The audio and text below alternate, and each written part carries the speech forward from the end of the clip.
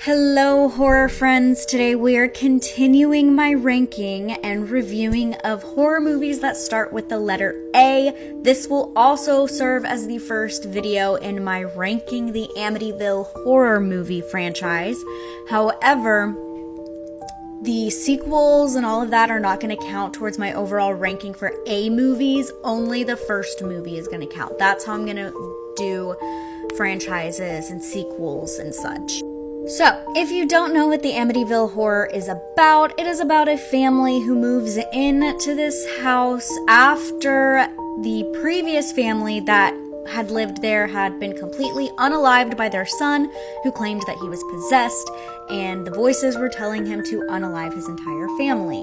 And so this family moves in, and they start experiencing, some weird, spooky things, and etc., etc. You know the story.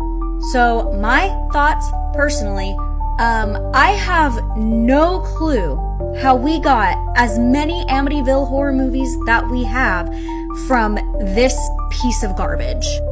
Because why was this 2 hours long? Why was this 2 hours long? I was bored out of my mind. Guys, I tried to watch this 3 separate times, and every single time, it lost me. I couldn't focus, I couldn't pay attention because nothing was happening and I was so extremely bored. I still don't know exactly what happened at the end because I kept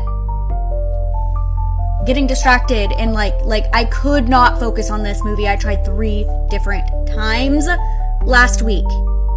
The pacing of this movie is absolutely horrendous. It has probably the worst pacing of a horror movie I've ever seen. Not the worst, I'm sure there's worse, but damn, the pacing was absolutely horrendous.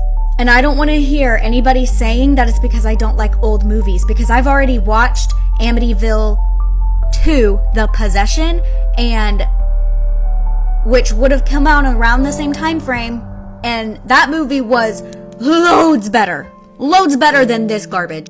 I don't understand how people watched this movie and then people were like, yeah, we need to make more. I don't get it. I'm glad that the second movie exists. I haven't continued. That's as far as I've gotten so far, other than what I've seen previously, like the remake with Ryan Reynolds and whatever one Bella Thorne is in. But I don't know how this got so popular from this, and that this is what started, because I don't have anything positive to say about it.